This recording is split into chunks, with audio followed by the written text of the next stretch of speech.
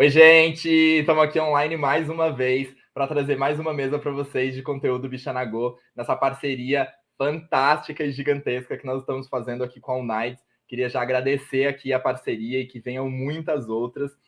A ideia aqui é a gente pensar, junto com as ações do 1º de dezembro, né, o Dia Internacional de Luta contra a AIDS, a gente pensar aí um pouco dos processos ligados à prevenção, mas também como a gente pensa a longevidade do nosso povo. É sempre muito importante a gente entender que não necessariamente é isso, o teste positivo não é o fim das nossas vidas, né? Então a gente precisa pensar o processo de longevidade, pensar o pós-teste, pensar o que a gente vai fazer, e tem muita vida para se viver ainda. Hoje nós estamos aqui com duas pessoas que são incríveis para Bichanagô. A Audrey, que já é nossa parceira, nossa sócia Bichanagô, que... gente, spoiler! Já já a gente lança um vídeo, inclusive, um dos vídeos que a Audrey participa, mas, quero todo mundo assistindo, tá? E Lu também, que está aqui com a gente, trabalha em um dos serviços de saúde. Eu queria, inclusive, que vocês se apresentassem sem modéstia, tá? Acho que é importante a gente falar das nossas trajetórias, valorizar os espaços que a gente passou e por onde a gente veio. Mas queria dar boa noite. Ou bom dia, né? Não sei que horas que vocês estão assistindo, mas queria convidar todo mundo aqui para continuar nesse processo junto com a gente, assistir essa mesa que vai ser incrível. Mas boa noite, Audrey, boa noite, Lu. Sejam bem-vindos aqui a esse espaço Bichanagô. Boa noite. Boa noite, maravilha. Gente. Para começar esse papo, eu queria que você, Audrey, trouxesse um pouco para a gente, um pouco de como é a sua vivência aí dentro do movimento AIDS, como que você se constrói aí dentro dos espaços, não só os espaços de militância, mas também como que você constrói o seu trampo, como que você vem construindo aí os espaços de testagem, que para a gente são muito importantes, né? Mas queria que você começasse aí, se apresentando e trazendo para a gente como que está sendo aí essa sua experiência dentro destes espaços. Segura aí, hein, Luke, daqui a pouco é você. Arrasou. Enfim, bom dia, boa tarde, boa noite. O tempo é uma mentira, então quando você estiver assistindo vai estar ótimo. Eu sou Audrey Werneck, eu tenho 22 anos, eu sou técnica em administração, fiz ciências sociais na Unesp Araraquara. Dentro desse momento que eu moro em Araraquara, também a gente funda um coletivo, que é uma casa de vogue, na verdade, Casa Estranha, que é uma das resistências aí da cultura ballroom no interior, inclusive, né? Bora valorizar a arte do interior. Na Unesp, fazendo ciências sociais, eu conheço a redução de danos, e daí, através da redução de danos, eu entro bastante em contato com as discussões e as pautas do HIV, né? Porque também a redução de danos está dentro da prevenção combinada e tudo faz sentido e dialoga. Mas, para além disso, eu sou educomunicadora na Viração Educomunicação, que é uma ONG que trabalha com juventude. Trabalho na PrEP 1519, produzindo conteúdo sobre os serviços que a PrEP 1519 desenvolve. Só para explicar um pouco do projeto, é um projeto voltado para adolescentes entre 15 e 17 anos. Acontece aqui em São Paulo, em BH, em Salvador. E é um projeto que disponibiliza a PrEP, que está no SUS a partir dos 18 anos. Então, existe esse processo de disponibilizar a PrEP e serviços especializados em ST, em testagem, em aconselhamento, nessa coisa com a juventude mesmo. E também trabalho na Casa da Pesquisa, no CRT Santa Cruz, que é o Centro de Referência e Treinamento em STs. Trabalho na educação comunitária, na Casa da Pesquisa, que é uma casa que recebe estudos sobre medicamentos, a PrEP, também outros medicamentos para pessoas que vivem com HIV e alguns outros estudos que falam aí, enfim, Covid, HIV, PrEP, todo esse babado. Enfim, sou artista também, vamos lá, redes sociais, Audrey Werneck, tenho um pouco do meu trabalho como modelo, performer, sou filha da Casa de Candace, que é uma casa da cultura ballroom, uma Kiki House, e tenho um coletivo chamado Trinitas, que é um coletivo de performance com a Carmen Maú e a Iris Franco, que é um coletivo onde a gente pensa também nossas ancestralidades através da bruxaria, da performance e da ancestralidade mesmo. Acho que essa sou eu um pouquinho só do que eu faço. Acho que, né, a gente pode se conhecer aí, quem tiver interesse, bora falando, bora se conhecendo. E falando um pouco sobre a minha experiência em serviços especializados em ST, em testagem, eu começo muito a minha trajetória estando em espaços de redução de danos e conhecendo, na verdade, para além dos espaços acadêmicos e teóricos de discussão sobre essas coisas, eu acabo também conhecendo outras travestis em Araraquara, em situações manas incríveis, né? E, tipo, histórias incríveis, mas de pessoas que também estão em processos de vulnerabilidade muito intensos. Então, eu começo a minha trajetória um pouco na prática já de, tipo, lidar com os nossos corpos que são vulnerabilizados a todo momento. Então, como que a gente pensa nessas questões de redução de danos, mas também depois da testagem para as gatas, para as travas, né? A gente sabe que existem diversos afastamentos aí do serviço de saúde em relação às pessoas trans. E daí eu venho para São Paulo, trabalhando com performance e nas festas mesmo, na cena do techno em São Paulo, eu acabo me aproximando desse projeto, que é a PrEP 1519, né? E quando eu entrei no projeto, eu tinha 18 anos, então eu trabalhava como educadora par, né? Ainda trabalho, mas agora em outro lugar, mas como educadora par mesmo, que eu fiz a entrevista do projeto como uma participante e acabou que elas viram potências para além disso e me chamaram, né? E, tipo, fizeram essa ponte. E dentro disso tudo, eu fico sempre pensando que a minha vivência está muito também escrita através das vivências, principalmente das travestis mulheres trans, né? É impossível que eu não me reconheça entre as minhas pares, minhas irmãs, e também pensando que todos esses espaços e projetos de mundo, inclusive falando sobre acesso à saúde de uma forma integral, acesso às testagens, a gente faz esse processo de pensar um mundo diferente, né? E começa nas coisas estruturais, que a gente se ajuda, e chega nesse ponto que é sobre a nossa saúde sexual e sobre o quanto a gente, de fato, está interessada em saber sobre a nossa vulnerabilidade, nossos riscos, como que a gente também tensiona isso, porque as travestis, mulheres trans, estão 90% na prostituição, então se coloca um lugar de marginalização também através do HIV, mesmo para as manas que não vivem com HIV, né? Então tem todo esse espaço que eu troco e permeio, assim, e que eu sempre vou querer pensar nas pessoas mais vulneráveis que somos nós, mas também tem as populações de ruas e as travas de rua, né? E as travas que estão nos presídios e todos esses encontros que eu vou tendo. Acho que é onde eu vou achando meu espaço aí no meu trabalho e também acho que uma grande referência para mim é a Micaela Cirino, né? Que é não só para mim, mas como para todo o movimento no nosso país, que ela é grandiosa. E nesse processo de se encontrar com o corpo dela, também entender quais são os lugares onde que a gente pode atuar, que eu não sou uma pessoa vivendo com HIV, mas onde que então existe um espaço para eu falar sobre isso, né? Eu lembro de uma provocação que uma professora de sociologia fez na universidade, que era a geração de vocês não pensa sobre o HIV. E já trazendo dados e tudo mais. Eu acho que todos esses pontos me levam a chegar aqui. E é isso. Meu Deus, quanta coisa! Micaela é minha amiga também, tá? Tava com ela agorinha. Não, Micaela é isso, né? Todo mundo que tem alguma referência dentro do movimento AIDS tem a Micaela em algum lugar da história, né? Então, é isso. Lu, e você, nesse processo, como você se encaixa, assim? Como que você entrou dentro desses programas de testagem? Como que você pensa aí a sua atuação? Mas antes, começa aí se apresentando sem modéstias, viu? Que você viu que a Audrey chegou botando banca. O sarrafo tá aqui, ó.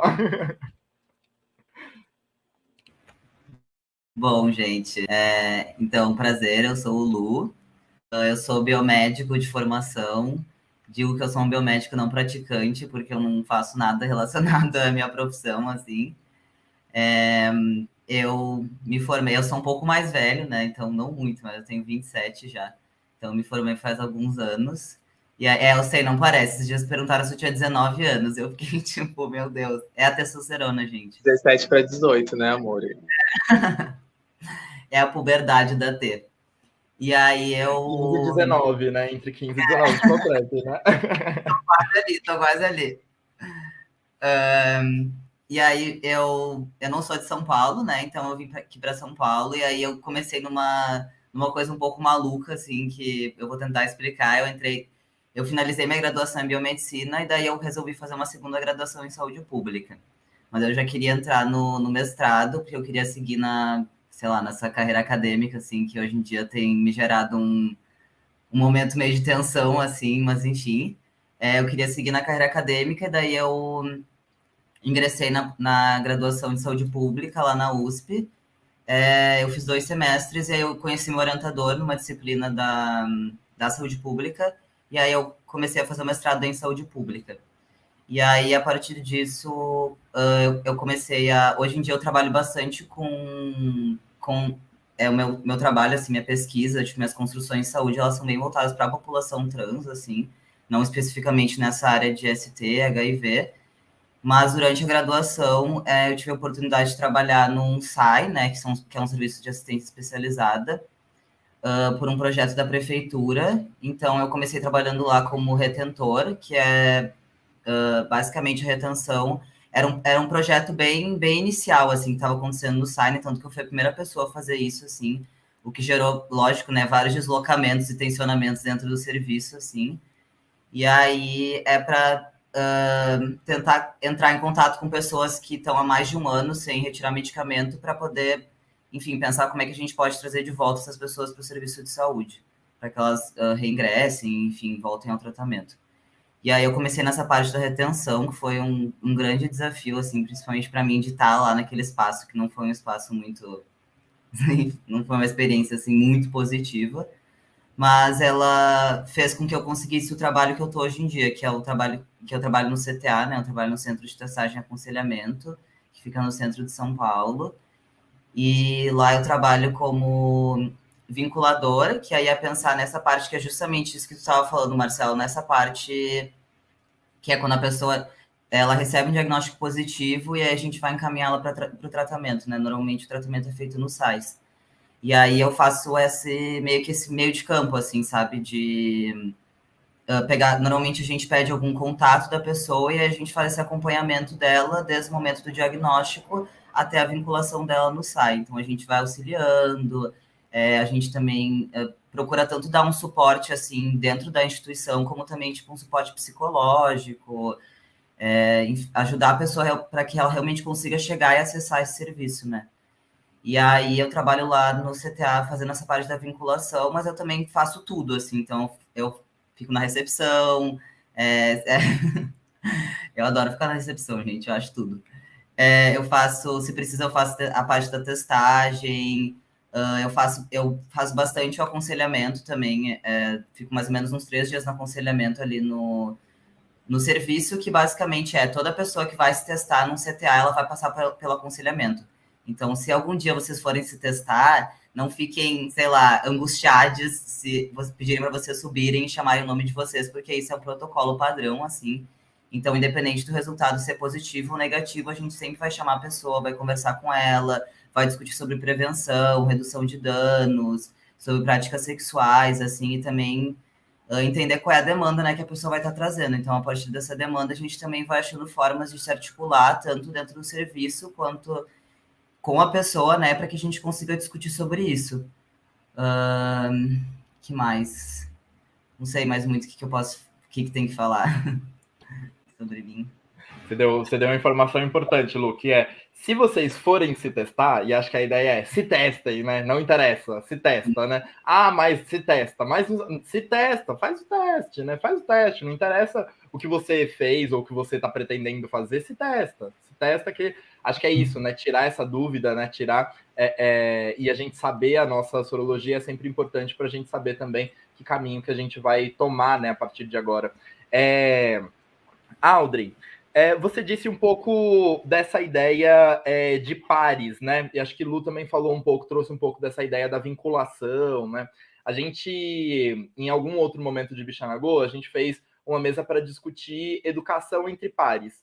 Mas eu queria que você trouxesse um pouco também, acho que Lu também pode trazer um pouco desse processo, o que é essa ideia de pares, né? Como que a gente estabelece esses pares e como a gente faz para deixar as coisas mais naturais na forma da gente colocar, na forma da gente conseguir chegar até uma pessoa. Porque é isso, né? Todo mundo, acho que eu espero que todo mundo que esteja assistindo já tenha se testado uma vez na vida, mas a gente tem uma tensão, né, que a gente fica ali. A gente, a maior parte das vezes, não sabe qual o resultado vai dar, mas existe uma tensão que a gente fica, né? Como que a gente faz para, nesse momento de tensão específico, como que a gente faz para dar uma desopilada? Como que a gente faz para pensar aí esse processo de aproximação das pessoas? E como essa ideia de pares, ela ajuda nesse processo de quebrar essas tensões? Com vocês. Bom, eu acho que a gente começa esse caminho na educação de pares, acho que talvez pensando um pouco antes, num cenário onde os serviços eles não têm educadores de pares, né? Essa educação entre pares. Os serviços de saúde, eles estão ali, mas não é... A gente tem uma ideia de que é só ir no serviço de saúde, né? Então, tipo, não, você está com problema, vai. E tem muitas populações, principalmente as pessoas pretas, periféricas, as pessoas trans, tem diversas barreiras de acesso, né? Então, todo o trajeto que as pessoas fazem da casa delas até o serviço de saúde é atravessado por diversas questões. Seja o racismo, seja a transfobia, seja o classismo, acesso à cidade, sei lá, diálogo com o... Tipo, como que eu chego no serviço e falo quem sou eu? Será que as pessoas vão querer meu documento? Será que vai ter alguém ali que eu conheço? Porque, pensando para além das barreiras estruturais de acesso ao serviço, existe o acesso ao serviço em relação ao estigma, né? O estigma impede com que as pessoas cheguem aos serviços porque elas não querem estar associadas ao HIV, elas não querem que alguém as veja ali, não querem que ninguém ache que elas vivem com HIV, e para além disso, para algumas pessoas ir até os serviços de saúde é meio que uma confirmação de que ela vive com HIV. Porque eu penso na nossa trajetória enquanto coletivo, enquanto pessoas LGBT no geral, e essa narrativa atravessa diversas pessoas, né? Os pais vão dizer lá, quando a pessoa está se entendendo sobre a sua sexualidade, que ela vai contrair HIV, que ela vai morrer de AIDS, e diversas coisas que permanecem ainda nesse imaginário. E daí, por que o trabalho de pares é importante? Falando um pouco sobre o que é o trabalho de pares. A paridade, ela fala de reconhecimento. Nós somos pessoas trans, existe essa palavra trans, e a gente se organiza enquanto grupo, porque a gente se organiza também através das coisas que a gente vive de forma semelhante, né? A transfobia, ela é uma estrutura que atravessa os corpos trans, então a gente se organiza também a partir dessa vivência, né? A partir dessa violência.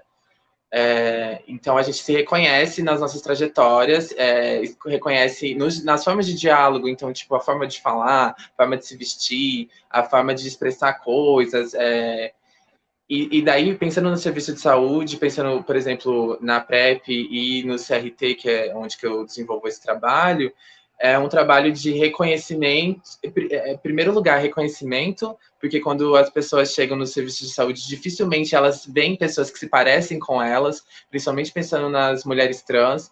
Então, é esse trabalho que conecta a pessoa a uma imagem, que é uma imagem que se parece a ela em alguns sentidos, então já cria um vínculo, né, com o serviço e com todo esse processo.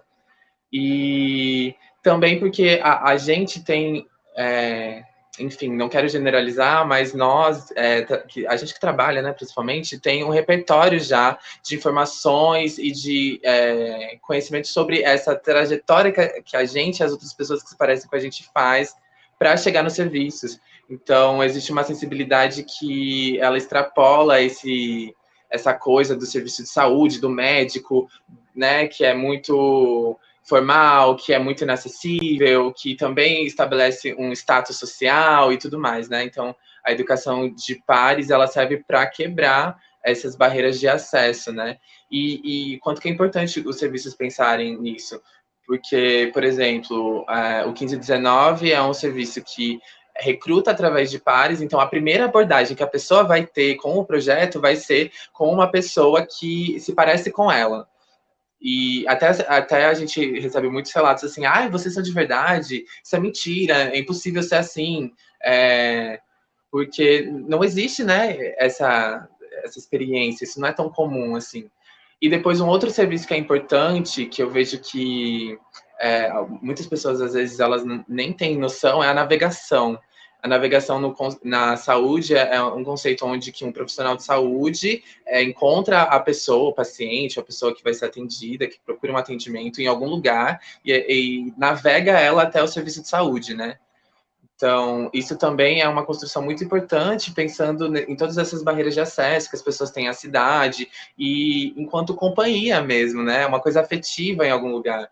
Porque, de novo, o serviço de saúde tem aquela cara, né? Tipo, tudo branco, tudo... As pessoas muito formais, muito seco, vai sentar ali, vai para lá, não sei o quê. Então, acho que é capaz, essa experiência entre pares é capaz de criar um vínculo com o serviço de identificação mesmo também, né? De reconhecimento, de se enxergar participativa nos serviços.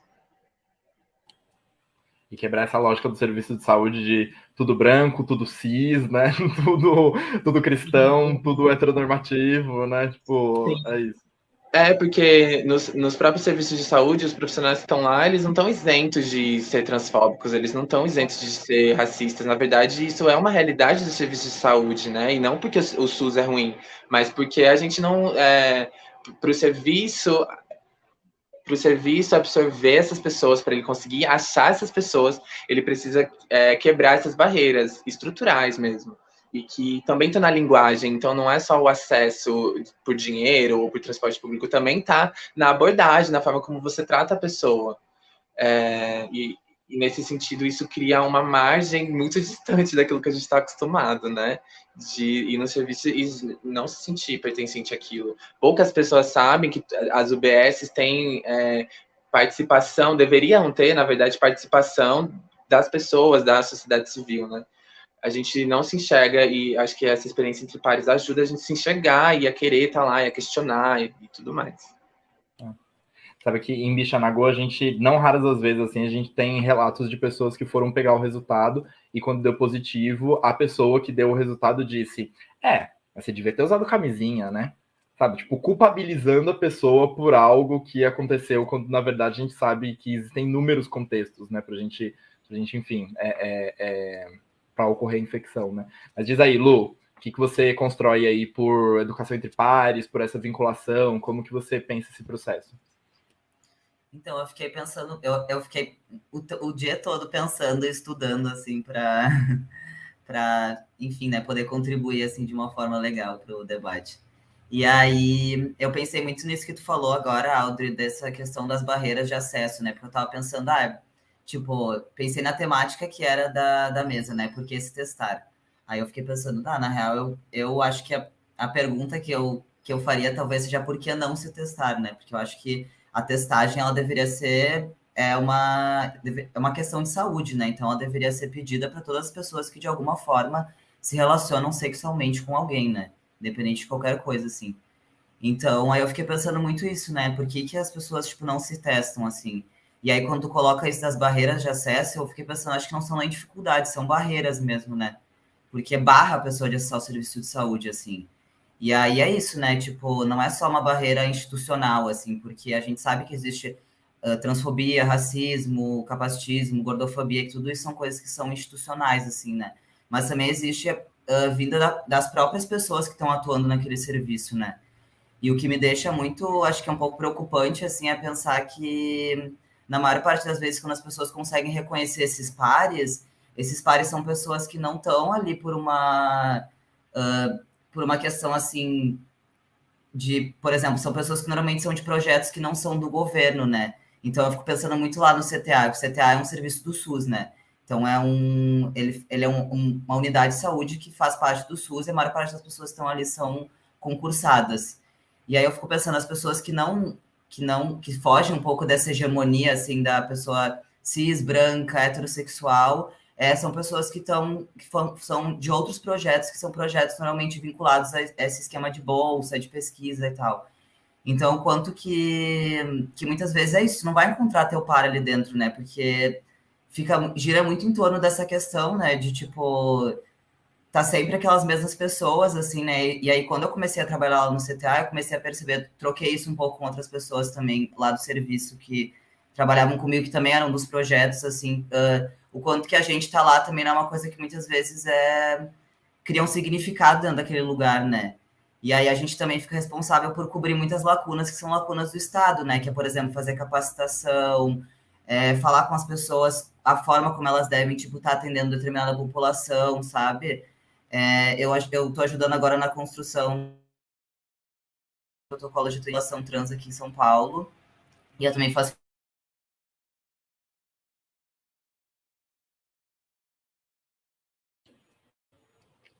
Acho que travou, né?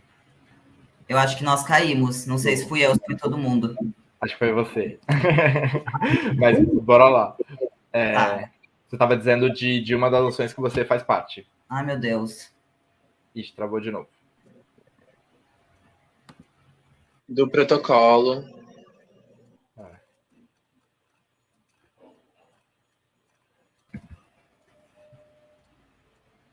Voltei. Voltou. Pra se casar. Ai, que caos. Desculpa, gente. Sua câmera tinha travado com... Você tava com uma cara assim, parecia que você tinha 17 anos. Então, Mais novo ainda.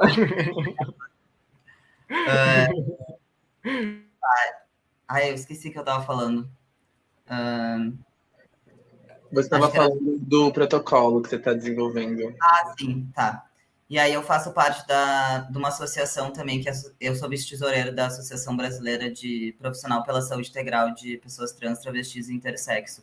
E aí a gente está elaborando umas capacitações, assim, para fazer, tipo, com os profissionais de saúde, né, para atendimento à população trans, assim. E aí eu penso o quanto que é sintomático, né, que isso tenha que ser feito é isso, né, cobrir uma lacuna do Estado, porque isso deveria estar sendo ofertado, né, pelos órgãos públicos, assim, né. E quando eu estava pensando também nessa questão, assim, de porque as pessoas não se testam também é isso, né? Vem carregado de todo esse estigma, as pessoas têm muito medo, né, de se testar. Então, tipo, e acaba que essa questão da periferia, né, ela também é um espaço geográfico, né, como a gente conversou, Marcelo, porque é isso, né, existem acho que mais ou menos uns 8 ou 9 CTAs espalhados em São Paulo, né? E ali no centro a gente atende uma demanda absurda, assim, de pessoas, sabe? E tu percebe que são pessoas, muita gente que trampa ali perto, e aí quando a gente começa a analisar melhor esses dados, né, a gente percebe que mesmo assim a gente continua atendendo um público que ele é majoritariamente formado por homens cis, gays, brancos, com ensino superior, sabe? Então a gente está muito perto, sei lá, da Praça da Sé, e a gente não consegue, tipo, as pessoas, por exemplo, as pessoas em situação de rua, elas não frequentam quase CTA, né? E aí a gente pensa o quanto que também isso não, sei lá, não reflete, né, toda essa questão que a gente está colocando, né, dessa estrutura, mas que também não é só estrutural, né, também é uma característica do serviço, né, como a gente pensa políticas públicas, assim. Tu tinha falado tu tinha feito uma outra pergunta que tinha relação, acho que com essa questão da vinculação, né? Era a ideia dos pares. Tá. Eu acho que é justamente isso, assim, eu acho que é o que a Audrey coloca, assim, da pessoa se reconhecer, né? Eu também gosto de ficar lá na recepção, porque às vezes eu fico pensando, vai entrar alguém aqui na recepção e a primeira pessoa que vão ver vai ser eu, sabe? Tipo, sei lá, várias causas e efeitos, né, que isso pode... Mas eu acho que gera um deslocamento interessante, assim, né? Tipo, e várias experiências massas, assim, também, sabe? E, Lu e Audrey, vocês acham que o fato de, acho que é isso, né, educação entre pares e essa ideia de pensar num programa entre pares, ela vem nesse lugar especificamente, né, das pessoas olharem para quem está dentro do serviço de saúde, se reconhecerem nessas pessoas e conseguirem, né, ficar mais à vontade aí para pensar aí o seu cotidiano dentro do serviço de saúde. Mas eu fico pensando que isso é um movimento na qual a gente precisa que as pessoas cheguem até o serviço de saúde. E quando a gente pensa o caminho inverso, né? Se as pessoas não chegam nos serviços de saúde, E aí, levando em consideração que para a pessoa se testar, ela vai precisar ir num CTA, né, ir numa UBS, em algum equipamento aí da saúde que tenha um protocolo de testagem, fazer o seu teste, passar para um profissional de saúde e tudo mais. Hoje a gente tem aí algumas tecnologias de teste rápido, por exemplo, de autoteste, né, que você consegue pegar em algum espaço e fazer esse teste. Mas como que a gente consegue pensar esse fluxo, por exemplo, quando as pessoas não vão se testar? E aí, acho que é trazendo muito também desse processo de pensar a meta da United, por exemplo, a meta 90-90-90, que é da gente conseguir chegar até 90% da população brasileira testada e sabendo da sua sorologia, né, para a gente conseguir ter um controle aí, conseguir colocar essas pessoas indetectáveis, né, para a gente conseguir controlar aí a epidemia.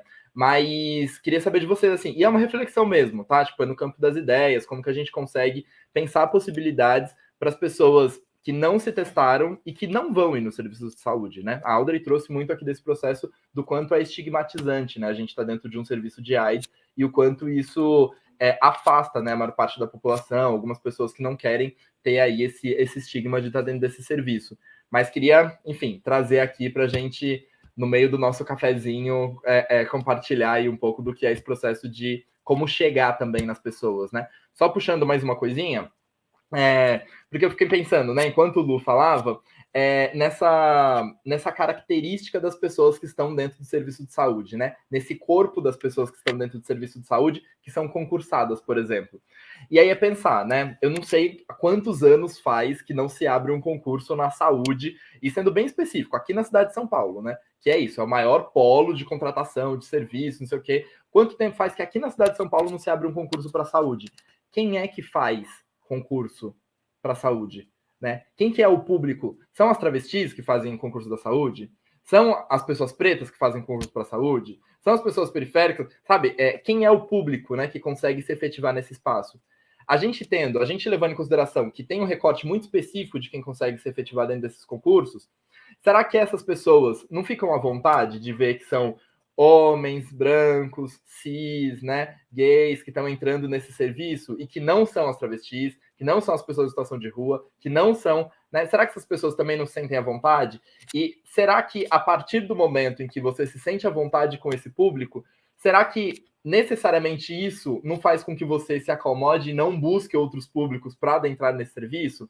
Sabe, enfim, várias questões que me vieram, assim, enquanto a gente está conversando aqui. Queria dialogar com vocês, inclusive. Diz aí. A bucha tá na mão de vocês agora.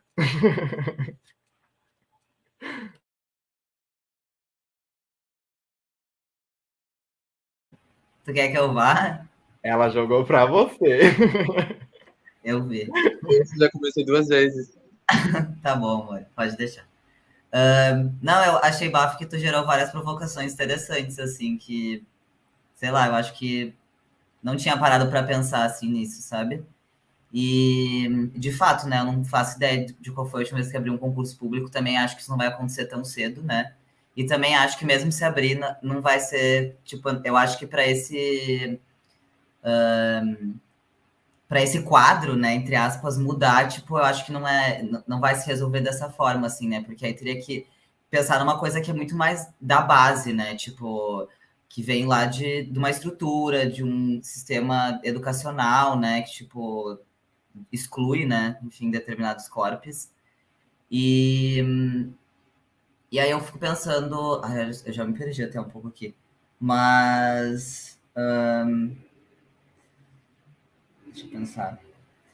Eu penso muito na brisa também de, tipo, assim, o quanto também, assim, para justamente isso que tu fala, né, para as pessoas poderem acessar esse serviço, assim, o quanto que a gente precisa de ter uma educação sexual, né, que é uma coisa que, se antigamente era ruim, hoje em dia tá quase impossível, assim, né, de tu conversar sobre, sei lá, sexualidade, tipo, dentro das escolas, assim, né.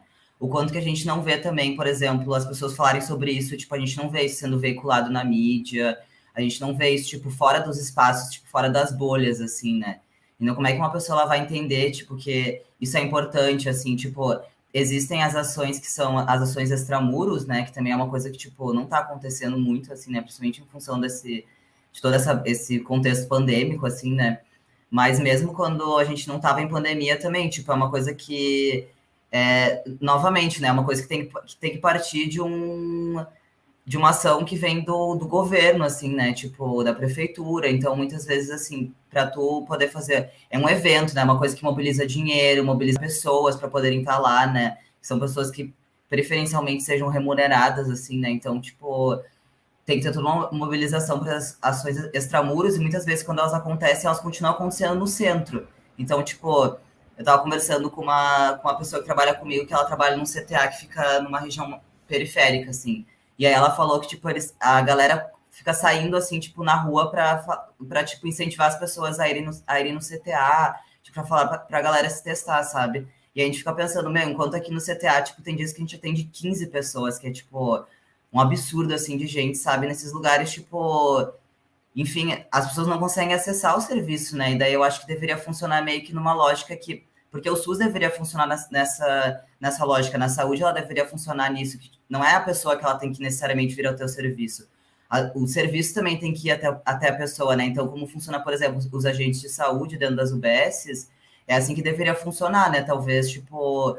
Tem o trabalho que é dos agentes de prevenção, que é pela prefeitura, que, tipo, é um trabalho muito interessante, assim, sabe? Que é a galera sair na rua, a galera, tipo, trocar ideia, e aí, tipo, acaba atingindo esses lugares, tipo, a galera que tá, sei lá, trampando, tipo, na rua, assim, fazendo programa, tipo, vai também nas casas, assim, sabe? Então, eu acho que é uma forma que, tipo, acaba conseguindo atingir muito mais gente, assim, do que a gente esperar que as pessoas vão acessar esse serviço que tá sucateado, que tá, tipo, que infelizmente, né, a gente vê que tem esbarra em diversas problemáticas, assim, né?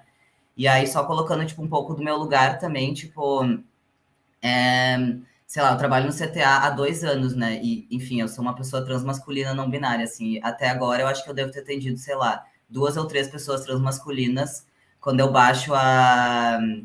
Porque todo mês eu tenho que fazer umas planilhas, assim, sabe? Daí eu acabo vendo todas as pessoas que se testaram no CTA naquele mês, né? Então, tem ali identidade de gênero, enfim, tem várias informações, vários dados, né, epidemiológicos, entre aspas, das pessoas. E aí, quando eu baixo essas planilhas, tipo, quase nunca vejo, assim, tipo, nenhum homem trans, assim, nenhuma pessoa trans masculina. E eu fico pensando, tipo, tá, o que tá... Sei lá, as pessoas, elas estão se testando, sabe? Porque eu sei que elas estão transando e eu sei que muitas vezes, tipo... Enfim, sabe? E aí eu fico pensando, como é que a gente vai fazer realmente, assim, para que, de fato, assim, a gente consiga realmente, assim, tá chegando nas pessoas e também a gente tá chegando nas pessoas sem que a gente seja sempre nesse lugar de ter que estar, tipo, cobrindo um monte de lacuna, né? Porque é isso, a gente se sobrecarrega e, tipo, isso deveria estar sendo mobilizado de outras formas, né? Com uma remuneração, tipo, com uma ação, assim, efetiva, sabe? Com insumo, tipo, tu vai chegar lá para fazer uma ação de testagem, tu não tem luva, tu não tem, tipo, sei lá, tu precisa ter um material necessário para fazer aquilo, né? Então, realmente, assim, é bem... Eu fico até às vezes meio triste, assim, quando eu começo a pensar nisso, porque, de fato, assim, a gente está vivendo um tempo de sucateamento da saúde que é bizarro, assim, do SUS, né? Que é muito, tipo, é muito intenso, assim. E não sei se tem um panorama muito positivo, assim, para vir em diante. Eu espero que sim, sabe? Eu espero que essas conversas também a gente consiga, de alguma forma, sei lá, criando mais, expandindo mais essas redes, assim, né? E é isso, né? Tipo, será que as pessoas transmasculinas não estão se expondo a ISTs, né? Estão se expondo, né? Porque essas pessoas não deixaram, essas pessoas existem, elas não deixaram de transar, né? Então, é isso, você tem aí uma série de infecções que elas estão acontecendo, mas aí o que está acontecendo, né? Pode ser que o SUS, por exemplo, não esteja pensando em saúde integral dessa população, né? Porque é isso, quando você pensa em saúde integral, você está pensando o quanto a pessoa não precisa estar doente para você conseguir chegar até ela ou para ela chegar até você, né? A gente precisa pensar no esquema que a doença, ela seja algo... ela seja algo que não precise aparecer nesse processo para você conseguir chegar até essa população, né? Que você consiga ter processos constantes, né? De prevenção aí também para conseguir chegar até essas pessoas, mas acho que, infelizmente, falta vontade, né, de alguns serviços de saúde chegarem nessas pessoas. Audrey, não pense que você fugiu, tá? Fiquei pensando esse momento todo um pouco sobre criação de demanda, que é Ninguém que acha que não está doente ou que não pode adoecer vai no serviço de saúde, né? E é até contraditório com isso que você acabou de falar, né? No sentido que a gente não faz prevenção de nada. Então, de que maneira o serviço de saúde, para que ele atenda,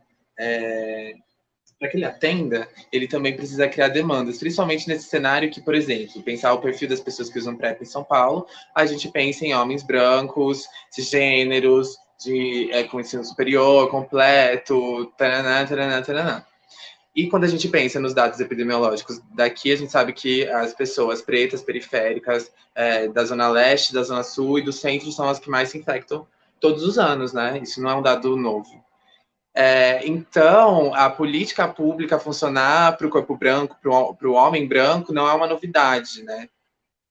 O que é novidade para mim nesse sentido, e acho que isso se liga um pouco com criação de demanda, é que, sei lá, eu hoje tenho uma chefe travesti no serviço de saúde que eu trabalho. Eu sou uma travesti que trabalha no serviço de saúde. Lu é uma pessoa transmasculina que trabalha no serviço de saúde. Entende? A gente, algumas fissuras estão sendo ocupadas por nós.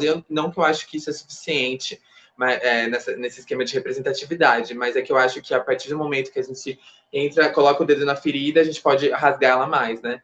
E tensionar mesmo esse espaço, porque o espaço, esses espaços de saúde, serviços de saúde também são serviços onde existem relações de poder, né?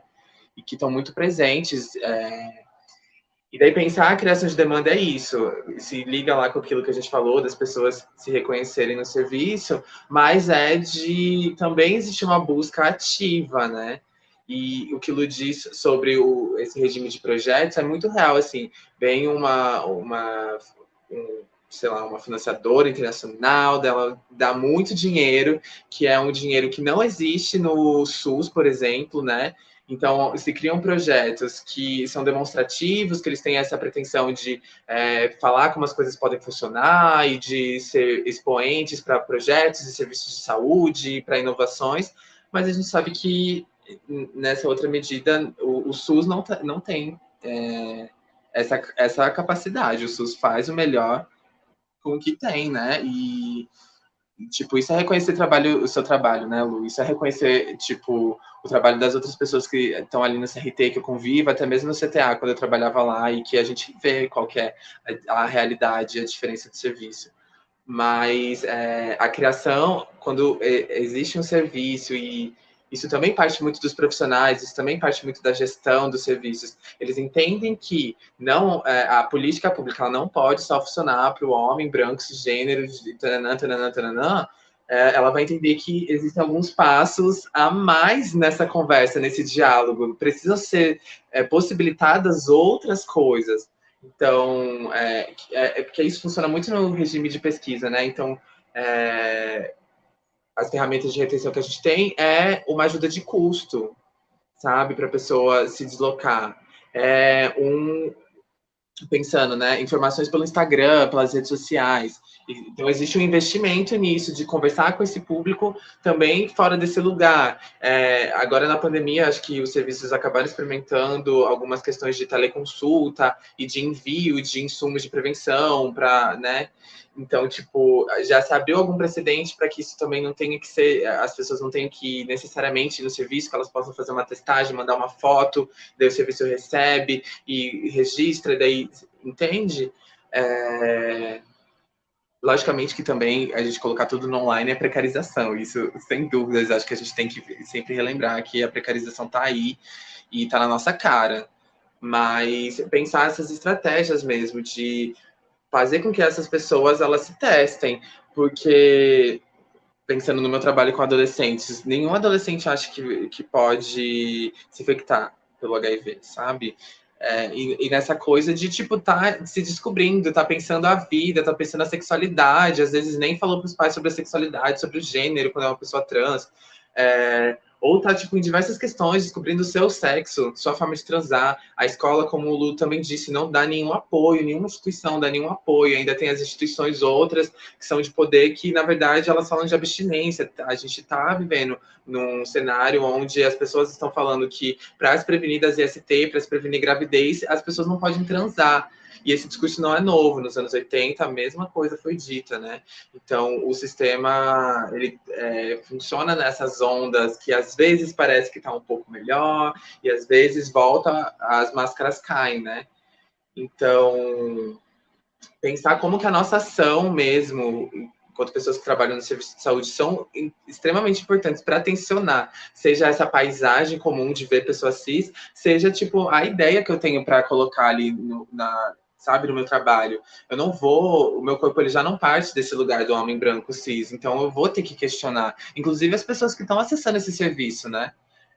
Trabalhando com retenção também, eu converso com as pessoas dos estudos, e muitas vezes as pessoas, elas vêm com esse tom um pouco até saudosista, ai, estou fazendo isso pro bem da comunidade, não sei o quê, e não, sabe, tipo, isso é uma política pública que precisa existir, tem gente que não acessa isso, então você, gay branco, precisa fazer alguma coisa para que as outras pessoas acessem esse lugar, e acho que pensando nisso também, de criação de demanda, mas que não parte do serviço, é o quanto nós estamos responsabilizados, né? Tipo, quanto isso, o que o HIV tem a ver comigo?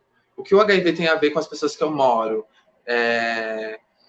Porque é difícil, né? Eu não vejo nas conversas com muitas pessoas uma mínima preocupação com isso, mas eu vejo sempre nas conversas com as pessoas o quanto de, sabe, tipo, quantos bofs elas fizeram, o quanto não sei o quê, o quanto não sei o quê.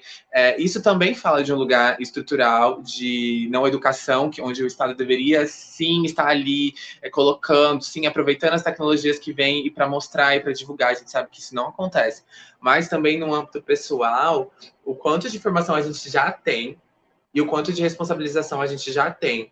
E pensando até no começo que você disse sobre as pessoas, a longevidade e as pessoas que vivem com HIV, é o quanto as pessoas, de fato, estão se responsabilizando por coisas que, não sei, né? Na medida de que eu convivo com pessoas que vivem com HIV, o que, tipo, na minha história, eu vou ver que é importante, sim, às vezes a pessoa não sabe, mas que é importante sim falar assim, não, mana, vamos junta.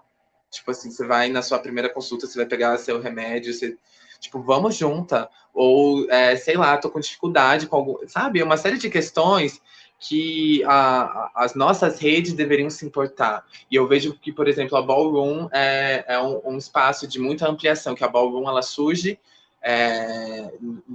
na epidemia, né, no ápice, no começo. Então, ela surge como resposta também. E eu vejo que hoje é um espaço muito potente de disseminação, de educação entre par. Então, de que medida a gente, né, que já somos apontados como pessoas que têm o HIV na nossa trajetória e na nossa narrativa, o que a gente faz? E daí para o mundo, para as outras pessoas que acham que não tem nada a ver com isso, para os homens heterossexuais aí que acham que isso né, tipo, não é o problema deles, a gente tem que... Eles têm que fazer um processo que a gente também já fez, né, de se responsabilizar. E a gente não está falando desde hoje. Faz um tempo já que a gente tem informação, faz um tempo que as pessoas estão falando, faz um tempo. Então, se 1/3 das mulheres trans e travestis em São Paulo vivem com HIV, 90% delas estão na prostituição, quem é a pessoa ali que, na outra ponta, precisa aprender sobre prevenção? Sabe, que precisa urgentemente se responsabilizar por isso. E não é sobre culpabilizar, não, muito longe disso, na verdade, é sobre entender que é estrutural, porque se o boy, ele só vai fazer, se ele vai pagar mais para fazer um programa sem camisinha, isso também é estrutural, sabe? Se existe dificuldade de negociar a prevenção para essas gatas vulneráveis, e diversos outros exemplos que a gente poderia trazer aqui. Então, é isso, né? Na medida que a gente está cobrando o Estado, que a gente de fato precisa cobrar, não é desdenhar disso, de fato o Estado está ausente. Mas o quanto que também a gente não precisa estar ausente assim, né? E se isso fala sobre nós, se a gente tem pessoas vivendo com HIV, se a gente tem pessoas se expondo ao HIV e as outras IST de igual, né? É aquele velho dilema, né? É sobre isso e não está tudo bem, né? E parece que a gente está falando quase de um cenário apocalíptico, né? Porque é isso, de um lado, tem uma parcela da população que não fala de testagem, que não fala de serviço de saúde, que não fala de ISTs. Por um outro lado, a gente tem um serviço de saúde que se ausenta, um serviço de saúde que não questiona, um serviço de saúde que não está numa população específica. Mas acho que é importante a gente frisar que a gente nem de longe está aqui falando mal do Sistema Único de Saúde. Pelo contrário, né? Todos os avanços que nós temos, eles só são possíveis porque a gente tem o SUS. A gente só consegue estar questionando aqui o porquê que nós não temos ou porquê que nós precisamos construir outros espaços para dialogar sobre isso, porque nós temos um Sistema Único de Saúde, né? A gente está dizendo aqui, o que a gente está falando, e acho que a Audrey trouxe muito bem isso, é sobre os processos de precarização. Né? A gente está falando aqui sobre a forma como o SUS está sendo privatizado para algumas organizações, e essas organizações não contratam pessoas pretas, não contratam pessoas trans, não contratam pessoas que estão nessas periferias que a gente trouxe aqui, né? O quanto a precarização faz com que outras instituições tenham que entrar dentro do Serviço Único de Saúde para conseguir fazer com que uma parcela da representatividade esteja presente nesses serviços. Então, acho que é importante a gente frisar isso, de que a gente em nenhum momento quer que o SUS acabe ou quer que o SUS seja totalmente privatizado, pelo contrário, né? É a partir do Sistema Único de Saúde que a gente consegue ter pesquisa, que a gente consegue ter avanço, que a gente consegue ter muito mais pesquisas mesmo com os medicamentos, baixar a toxicidade de medicamentos, descobrir medicamento novo, pensar numa vacina, né? Pensar em outros sistemas de prevenção, pensar na camisinha sendo cedida aí, os preservativos, tanto interno como externo, sendo cedidos de forma gratuita. Isso só acontece porque a gente tem um Sistema Único de Saúde, né? O que a gente está dizendo aqui é que a gente precisa de mais.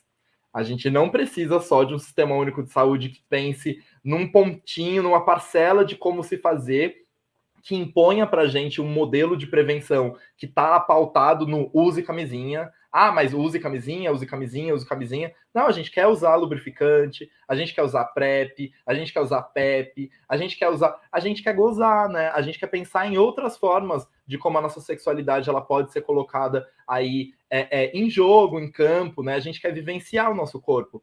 E não tem problema nenhum, né, da gente pensar na nossa vivência, né? Na forma como a gente vai colocar o nosso corpo na rua. E a gente precisa que o Sistema Único de Saúde, esse que está pensando só os nossos corpos só no lugar da doença, também pense os nossos corpos no lugar do prazer, né? Também pense os nossos corpos no lugar da educação, também pense os nossos corpos numa série de outras estruturas que a gente também faz parte, né? O Vini trouxe uma frase da Neon Cunha esses dias, que era, eu até anotei aqui para não perder, que era eu não quero que uma condição reduza a minha totalidade. É isso, eu não quero que a condição de eu ser bicha, a condição de eu ser preta, a condição de eu estar numa periferia desse debate reduza a minha totalidade, né? Eu sou muito mais do que isso, né? Eu sou das artes, eu sou da administração, eu sou da música, eu sou do mundo, eu sou do carnaval, né? Eu sou de muitos outros lugares, né? Então, a gente precisa que a nossa totalidade também seja reconhecida dentro dos sistemas de saúde. Abre o microfone, diz aí. Você falando isso, eu acho que é muito real. As pessoas, elas não transam para se prevenir, as pessoas transam para gozar, as pessoas transam para se relacionar. Então, precisa existir uma outra ideia do porquê que é importante acessar os serviços de saúde. A testagem ela é importante, porque não porque você tem que se testar, porque a testagem é importante porque você transa, porque você tem uma saúde sexual, porque é importante saber, né, várias coisas, é importante saber da sua saúde, da responsabilidade com a saúde dos outros, enfim, né? Estamos falando de várias coisas coletivas. Eu perdi muito ponto que eu queria falar no começo. Deixa eu ver se eu consigo me lembrar. Eu estava falando. Lu disse que vai falar enquanto você lembra. Não, diz aí. De fato, não, em nenhum lugar é um ataque sobre o SUS enquanto instituição, mas o sentido da conversa, eu acho que é dizer que para ser uma política pública universal, como se propõe, ainda falta muita coisa. Para atingir as pessoas de fato, falta muita coisa. Para ser um serviço que não apresente barreiras, enfim, né, que não sejam barreiras somente do serviço, porque já tem milhões de outras, ainda falta muita coisa. Então, é nesse sentido para onde podemos e devemos caminhar, e quem pode fazer isso, né? Porque o SUS e as políticas de prevenção, as tecnologias que a gente tem hoje, elas também não partem só da vontade da indústria farmacêutica, não partem só de cima para baixo, parte de muita luta também. Continua existindo muita luta.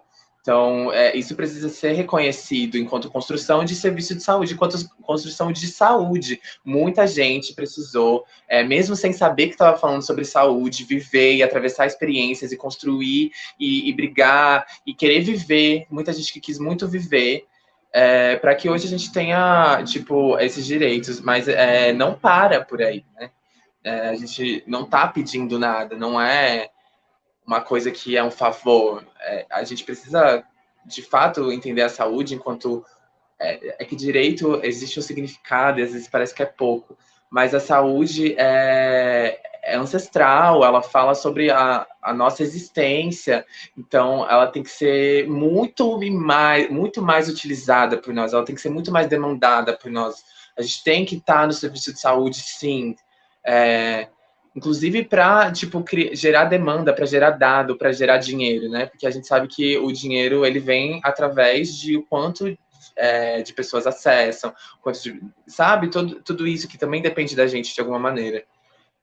Então, enfim, o SUS, ele é referência, a gente tem uma referência no nosso país. Só que a questão é que a gente também, isso não é neutro, né? Não é porque é de graça ou, enfim, existem outros acessos que não existem em outros países, em outros lugares, que está perfeito, ou que isso deixou de ser racista, deixou de ser transfóbico, e chegou em todo mundo, não chegou em todo mundo, não deixou de ser racista, não deixou de ser transfóbico. Falar para gay branca heteronormativa que está fazendo isso em prol da comunidade, se tirar o salário dela, se ela continua fazendo em prol da comunidade. Mas, gente, eu estou aqui numa posição nada confortável neste momento. Espero que vocês não me entendam mal. Mas a gente já tem, nem parece, mas já tem 1 hora que a gente está aqui batendo papo.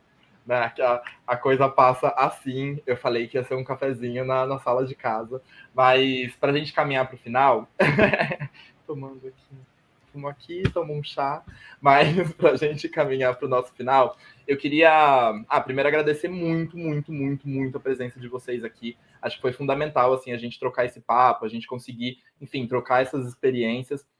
Acho que eu quero muito ter outros espaços, eu estou ansiosíssima para a gente ter espaços presenciais também, para a gente construir aí essas nossas vivências. Acho que vai ser incrível, mas, enfim, queria que vocês trouxessem aí algumas considerações finais, teve alguma coisinha que passou batida aí, mas que vocês querem trazer para esse momento também. E, enfim, vai aí que eu finalizo em seguida. A Adri falou que Lu vai ser primeiro. Então, bom, primeiro queria falar, né, também amo e defendo o SUS eternamente, assim. E eu acho que justamente a gente abrir esse espaço de crítica também é pensar em como a gente pode melhorar, né? Tá sempre melhorando esse serviço para que ele continue existindo, assim. E, de fato, assim, vinham essas precarizações, esses sucateamentos, todas essas problemáticas dentro do serviço em lugares de denúncia também, né? Porque esse lance de, tipo, por mais que a gente fale muito do Estado, mas a gente sabe também quem é o Estado, né? Porque o Estado, ele não é uma massa amorfa. Então, o Estado também são, provavelmente, homens, em sua maioria, né? Homens cis, brancos, heterossexuais. Então, essas políticas de saúde, né? Que não são as políticas, enfim, que a gente está discutindo aqui, né? Elas funcionam muito bem, né? Porque elas funcionam justamente para que continue existindo todas essas margens e essas periferias, assim, né? Então, esse lance, por exemplo, das pessoas não... Porque, no geral, as pessoas elas não têm conhecimento sobre saúde, né? Elas não têm conhecimento sobre prevenção, elas não têm conhecimento sobre atenção básica, assim, sobre a rede do SUS, sobre direitos, sobre o que elas deveriam estar recebendo, né? Sobre, tipo, como demandar, assim. As pessoas não têm esse conhecimento, assim. E eu acho que isso justamente já mostra que é, de fato, um projeto político, assim, né? Para que as pessoas elas não conheçam isso e, dessa forma, elas não consigam reivindicar os direitos delas e ter esses acessos. E para que continue sempre rodando dentro dessa hegemonia, assim, né? Então, tá funcionando muito bem, né? Eu acho que toda vez que a gente vem aqui, a gente debate isso, a gente discute sobre isso, a gente troca essa ideia, sei lá, no boteco, na fila do mercado, tipo, a gente tá ali, sei lá, diariamente construindo isso com nossos pares e com pessoas que talvez não sejam também nossos pares, assim, mas que de alguma forma a gente se assemelha, assim. A gente tá hackeando esse sistema, né? A gente tá rompendo as brechas dele, assim, né? Para cada vez mais e mais eu também, enquanto um trabalhador do SUS, né, enquanto trabalhador do CTA, esteja vendo também essas pessoas ali, né? Porque eu acho que para essas pessoas, ao mesmo tempo que para muitas pessoas eu acredito que seja muito massa me ver ali, muito legal, e que isso, tipo, para elas se reconheçam de alguma forma, eu também me reconheço, né? Então, tipo, para mim também é uma alegria, assim, tipo, ver, sei lá, a galera conseguindo, tipo, acessar mais o CTA, tipo, sair na rua, fazer sessões externas, sabe? Tipo, sempre que rola ação externa, eu falo, tipo, deixa que eu vou, tipo, quero muito ir e tal, sabe? Para que a gente, de fato, esteja cada vez mais, tipo, mudando, assim, né? Quebrando essa estrutura mesmo, esse sistema com um cis.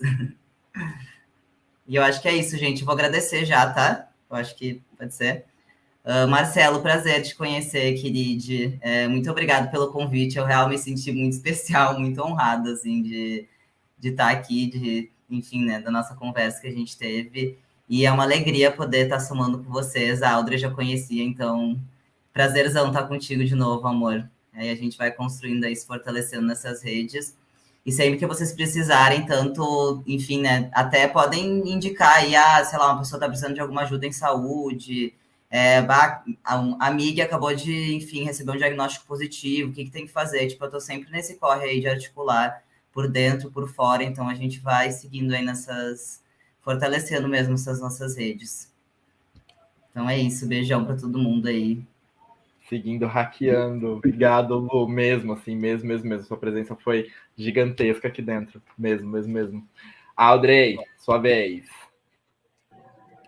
Bom, acho que de considerações finais, acho que primeiro tem um relato. Hoje no CRT eu encontrei uma mana, quando eu morava, é uma mana de Araraquara, que eu conheci ela quando eu morava lá, ela é uma travesti, acho que ela já tem uns 40 e tantos anos.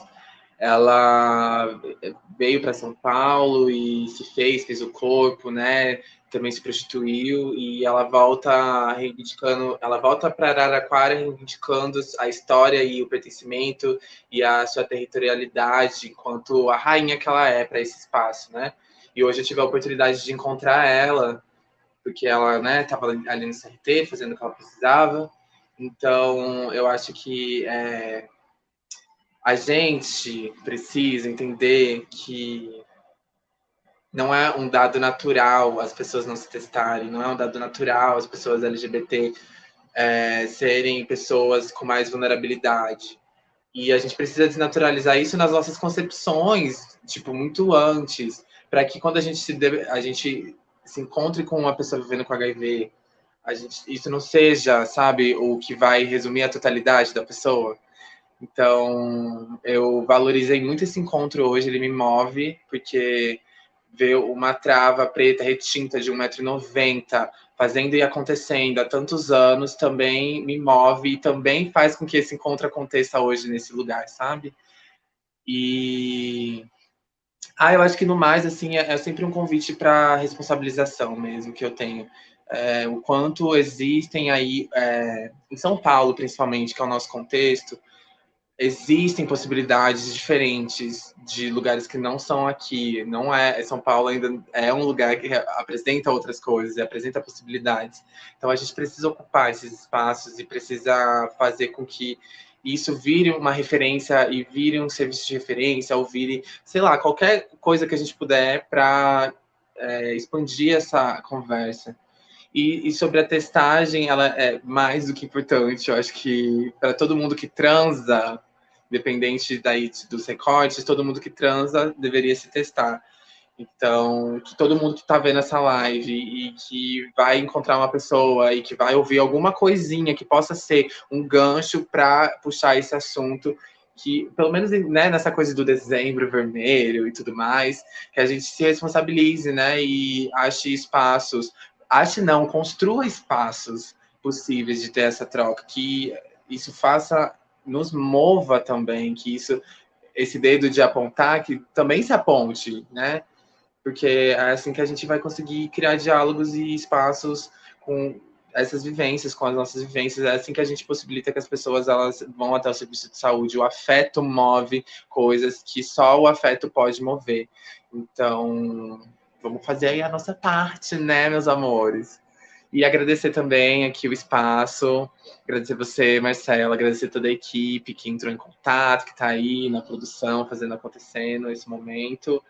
É muito bom estar compondo espaços de discussão assim, eu me sinto também muito honrada.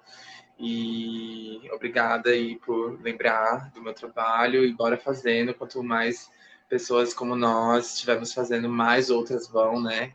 Cada uma que vem, nossa, surge mais uma, que mais um, e mais 10 milhões daqui a pouco. É isso. Agradecer mesmo.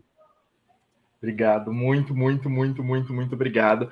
E acho que esse trampo que a gente vem fazendo, e o trampo que vocês estão fazendo também dentro de cada uma dentro desses espaços, são trabalhos para que a gente consiga mostrar para as pessoas que o Sistema Único de Saúde ele não é só a doença, né? Ele também é um sistema integral com uma série de outras coisas, uma série de outras proposições, né? O Sistema Único de Saúde não é só quando eu tenho uma doença e chego ali para me tratar de alguma coisa, né? Tem uma série tem uma grandiosidade gigantesca, né? Tem vocês dentro do sistema que fazem com que ele gire e traga uma série de novas pessoas ou outras pessoas para conseguir compor esse espaço. Queria agradecer imensamente, assim, Lu e Audrey por estarem aqui hoje, por disponibilizarem o tempo de vocês aqui para bater um papo com a gente, com todas as pessoas que vão ouvir aí e assistir essa live. Daqui a alguns anos, inclusive, né? Porque certamente isso vai ficar nas redes e isso vai rodar aí para uma série de outros espaços. Então, obrigado mesmo por terem disponibilizado o tempo de vocês. Obrigado ao Davi, que está fazendo a nossa técnica aqui. Obrigado ao Ezio, meu amigo, que deu a oportunidade da gente estar aqui hoje também, construiu o Bichanagô. Obrigado a Cássia, que fez parte de produção também, Carla Zulu, enfim, todo mundo que teve aí algum espacinho. Um beijo gigantesco na Ariadne, nossa parceira gigantesca dentro da United, que possibilitou que isso aqui acontecesse. Então, gente, acho que é falar que AIDS a gente não discute só em dezembro, né? HIV não é uma infecção que não é um vírus que a gente tem contato só em dezembro, a gente tem contato o ano inteiro. Então é importante a gente ter espaços para falar dessas questões o ano inteiro, falar de sexualidade um ano inteiro. Então, bora lá, bora somar com Bichanagô. Então, quem ainda não olhou aí as redes sociais, dá uma olhadinha lá, @Festival Bichanagô. Tem uma série de materiais informativos lá, tem uma série de, enfim, publicações, vídeos. Nosso canal no YouTube também tá cheio de materiais. Continua dando uma zapiada aqui. Beijo grande, até já e beijo, gente. Obrigado pela parceria, viu? Beijão, gente. Tchau. Tchau.